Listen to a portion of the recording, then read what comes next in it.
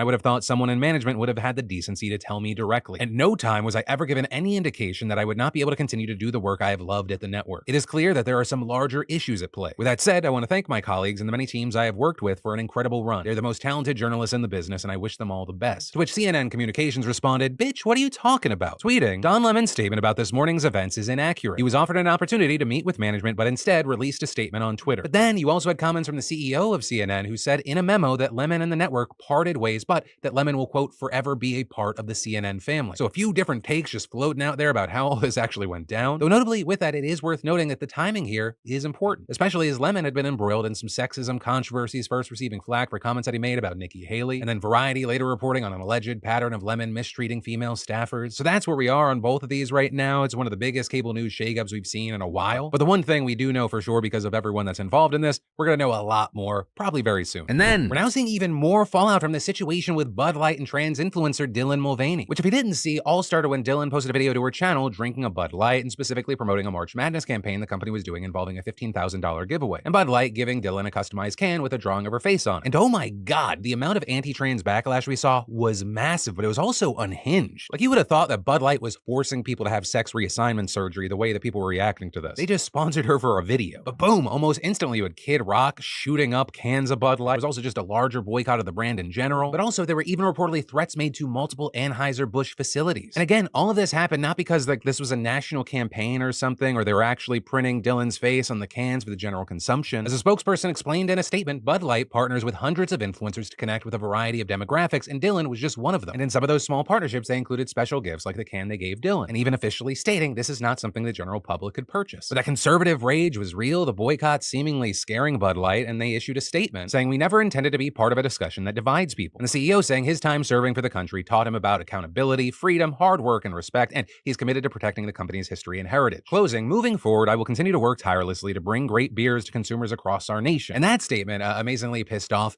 everybody. You had the conservatives who were boycotting Bud Light saying this doesn't go far enough to explicitly condemn Dylan. But then you had people on the other side pissed off because it looked like Bud Light was distancing themselves from Dylan, just leaving her out to fend for herself, and they, pull back. Right? And because of that, this situation has just continued and continued. With all of that bringing us to today's news of two marketing executives taking a leave of absence now. The first being Alyssa Heinerscheid, the marketing VP of Bud Light, and the second being Daniel Blake, who per the Wall Street Journal oversees marketing for Anheuser-Busch's mainstream brands. And a spokeswoman telling the outlet, "Given the circumstances, Alyssa has decided to take a leave of absence, which we support. Daniel has also decided to take a leave of absence." So there you had the Wall Street Journal claiming that sources familiar with the matter say the decision to go on leave was not voluntary. And regarding Heinerscheid's departure in particular, you had tons of people pointing to comments she made on a podcast back in March. Notably, that podcast came out before the Dylan Mulvaney controversy, and there she talked about her desire to revive Bud Light's brand to attract younger drinkers, saying Bud Light had a fratty reputation that needed to be updated. So with this latest update of these two stepping away, you have conservative culture warriors rejoicing, but then on the left, you have people saying, is it our turn to boycott Bud Light? Which is why where I'm going to leave you with this story is a question. What are your thoughts on everything that's transpired so far? Let me know in those comments. And then Twitter is as weird, all over the place, and chaotic as ever post Elon Musk acquisition. Because last week, Musk finally carried through his plan to take away legacy checkmarks for verified users, leaving only people who paid for Twitter Blue with blue checkmarks. That is, until he didn't do it, but then only did it for some people, but then even then took it back. It was later learning that Elon Musk was saying that he was paying for the likes of William Shatner, LeBron James, and Stephen King to keep their checkmarks. But then also, over the weekend, a ton of other big names got their checkmarks back, with there being this belief that if you had over 1 million followers, you would all of a sudden automatically get your checkmark back. But as places like Forbes have noted, that's not totally consistent with who has blue checks, which then resulted in a lot of celebrities going, ew, no, guys, just so we're all on the same page, I did not buy the checkmark. Or you had everyone from Lil Nas X saying, on my soul, I didn't pay for Twitter Blue. You will feel my wrath, Tesla Man. All the way to the likes of online creators like Valkyrie, Hassan Piker, and Ethan Klein, with him going as far as to say that it's defamation for Twitter to claim he paid for Twitter Blue. Also, I will say again, esteemed colleagues, members of the jury, I have been well documented on the record to have been a subscriber of Twitter Blue before meme-stealing Space Karen bought the company, before he made the blue checkmark a symbol that you're a part of his fan club, and he tricked so many of his fanboys into this mindset of like, if you're not willing to give Elon Musk $8, you don't care about free speech. But the main thing I'll say is, what a weird marketing strategy. Let's make everyone more aware that you can buy a blue checkmark by giving them to celebrities, and the celebrities going, ew, how did I get this on my shoe? And then Musk getting combative with those people. I mean, it's entertaining for me, but it just doesn't seem like a win winning strategy. And then, listen, life isn't simple, but, I'm trying to do everything in my power to make it as simple and easy as I can wherever I can, even when it comes to things like my shoes. And I'm telling you, thanks to the fantastic sponsor and partner of today's show, Vessi, you can too. Vessi's boardwalks have been perfect for everything from running errands when it's not raining to playing in the rain with the boys. And like all Vessis, they're lightweight, waterproof, and snowproof so you can enjoy a relaxing walk in any weather. Plus, these suckers are laceless. You can move around without being restricted like with rain boots, so embrace the wet and maybe enjoy puddle jumping again. And Vessi sneakers also look great. The low cut goes with almost any fit that you can think of, and with different colorways, you can pick your right look for you. Plus, I think it's very cool that the team at Vessi helps support programs to create fresh water where it's needed most around the world. Not to mention funding programs that help shape the next generation of water protectors. So go check out the Vessi boardwalk and other styles at vessi.com/PDS and use code PDS to get 15% off your entire order. Get your style and size now. And then, strong majorities of Americans oppose banning medication abortion, but the courts might be ignoring them soon despite recent headlines that you've seen. So according to a new poll from Marist in partnership with several media organizations, nearly 2 in every 3 respondents said that they disagree with banning abortion by medication. And a very key takeaway, that includes a majority of Republicans, 55%. And also significant, 61% said they don't think that federal judges should be able to overturn the FDA's approval of a prescription drug. With the poll also finding a continued decline in trust in the Supreme Court, with just 37% saying they have good or a great amount of confidence in the court, marking the lowest level of confidence since Marist first began asking the question 5 years ago, when nearly 60% said they had a good or great deal of confidence in the high court. And notably, all this comes after the Supreme Court on Friday blocked a lower court decision to ban the abortion pill, at least for now, which I also got to give you some context here. But this whole battle centers around a case filed by abortion opponents in Amarillo, Texas, where you had a Trump nominee with long-held anti-abortion views being the only sitting judge. And in their suit, the group argued that the FDA had improperly approved the drug mifepristone, that being the first pill that's taken in a 2-drug medication abortion process. This, despite the fact that the drug was authorized by the FDA more than 23 years ago and has been approved in dozens of other countries. And since its approval in the US, medication abortion now makes up more than half of all abortions done in America, and more than 5 million Americans have used mifepristone to end their pregnancies. But to no one's surprise, this specific Texas judge ruled in favor of that argument, banning mifepristone nationwide and marking the first time ever that the court has ordered the FDA to suspend a medication that it approved. But we saw the decision quickly appealed, and in a 2-1 decision, the U.S. Court of Appeals for the Fifth Circuit said that the pill could stay available on the market while the legal process plays out in court, with the judges there indicating in their order that the anti-abortion groups couldn't challenge the FDA's approval of the drug because the statute of limitations for doing so was so long past. But they did also impose a number of restrictions on access, specifically rolling back rules the FDA had implemented in recent years that allowed patients to get abortion pills in the mail and by telehealth, as well as reverting the use of the drug to just 7 weeks into pregnancy, reversing a 2016 decision that had extended it to 10 weeks. But now, with the Supreme Court's ruling, it reinstates all the FDA's authorizations for the time being, which means that now the whole matter is being passed back to the Fifth Circuit Appeals Court, which has scheduled oral arguments in the case for May 17th. Though whatever happens there, that's not going to be the end of the road, because it's all but guaranteed that whatever decision the judges make here, that's going to get appealed to the Supreme Court, especially because there's also another abortion pill case playing out in a federal court in Washington state, where notably you have an Obama-appointed judge ruling that the FDA can't do anything to limit abortion pills in 17 states and D.C. And while that ruling is not national in scope, those 17 states represent the majority where abortion is still legal. And you have experts saying it would be impossible for the FDA to have one set of rules for some states but not others. But whatever ends up getting decided, this is going to impact not just access to abortion, but this could also totally upend the FDA's regulatory process for all drugs and set legal precedent for court intervention. And then, we're seeing an absolute mad dash out of Sudan right now, where since the fighting between the military and paramilitary forces known as the RSF erupted over a week ago, at least 450 people have died, as well as nearly 4,000 injured, though both of those numbers are likely a significant undercount. And all that despite numerous agreed-upon ceasefires that consistently broke down. So over the weekend, you saw foreign governments with nationals in the country landing aircraft and organizing convoys to pull them out, with over 100 U.S. Special Forces swooping into Khartoum via helicopter, then evacuating just as many American diplomats and their families, as well as Germany and France reportedly getting 700 people out, and those followed by evacuations for pretty much everybody. The Brits, Chinese, Italians, Dutch, Spanish, Canadian, Saudis, Lebanese, and Indonesians. You also had some 700 United Nations, NGO, and embassy staff reportedly escaping in a convoy to Port Sudan yesterday, and that notably being the main extraction point for many foreign nationals who aren't affiliated with their governments, or because the airport in the capital Khartoum is closed, and we've heard reports of gunmen just prowling the streets, robbing people, with shops and homes being looted, and that in addition to the constant gunfire, airstrikes, and artillery shelling, it's extremely hard and dangerous to get out of the city, much less the country, and even the port is some 500 miles away from the capital, which is likely why the U.S. Navy said that it may deploy assets to the port to assist Americans who make it there, after previously warning that it could not coordinate evacuations for private individuals. And now a State Department spokesperson saying it's in touch with several hundred such people and adding, "We have been clear-eyed about how American citizens